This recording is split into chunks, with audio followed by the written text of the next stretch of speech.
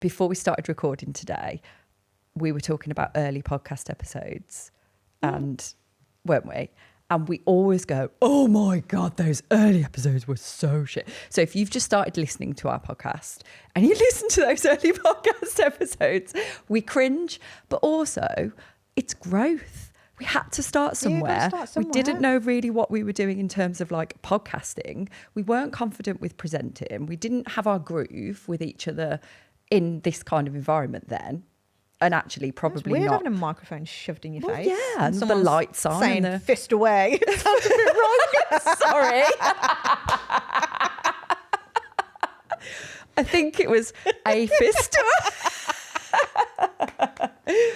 Keep your mouth fist. God, that sounds worse. Oh my God. Right. Anyway, let's get off that. And also the early days where we used to absolutely crease into laughter and have to stop and restart. Couldn't claw it back. But now we can. Like, she's crying now, but we can carry on. We can get through it. But we look at those. It's not glamorous if you're watching it. It's so proper, ugly. Try and not cry, laugh. But we would have absolutely just like melted and gone like, we need to restart. And then once we'd done it once, it was again and again and again. It would take forever. But now we can kind of ride it through. But we hadn't also found our groove with each other then, because the relationship even like 18 months ago, just over that, it's just changed so much. So we know each other inside out, back to front, upside down, like everything now. So we almost know what's going to come out of each other's mouths. And we know what we're going to say in return and all that sort of stuff. But you look back and go, God, I look like I don't even know what I'm talking about. I sound so like unsure of everything, because I probably was, and now I'm not. So that's the growth. It's a good thing to look back at that and go, look at where we are now compared to, and hopefully you agree, listening to this podcast, it's better than the early ones. It's a bit of a question mark, but we'll leave that to you. Email in at hello@canehomebusinessacademy.com and let us know. But yeah, no, I hope that people can see that journey in us from this. So again, like, we shouldn't do that really. We shouldn't look back at those episodes and go, God, they were so bad. Because they were just us at that particular time. That's the skill set we had.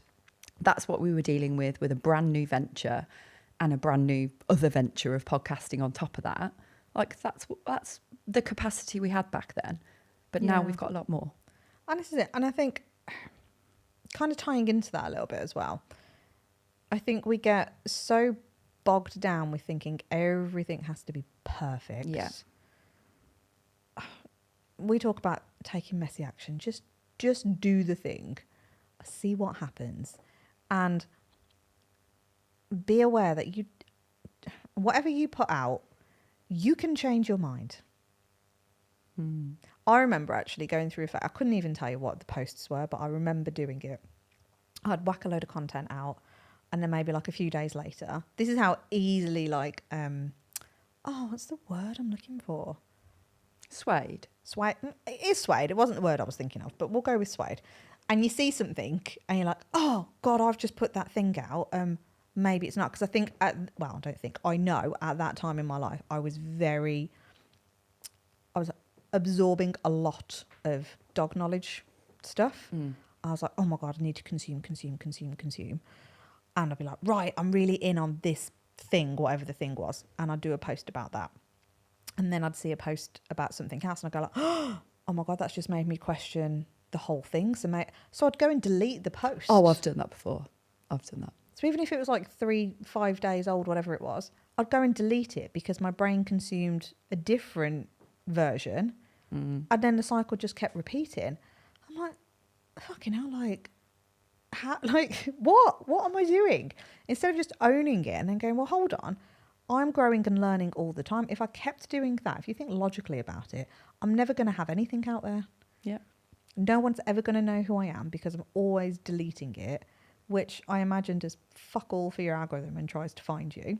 I think that's why I never appeared on Google, because I was changing my website so often. Oh, I did that as well. I was like, it's just never going to be there.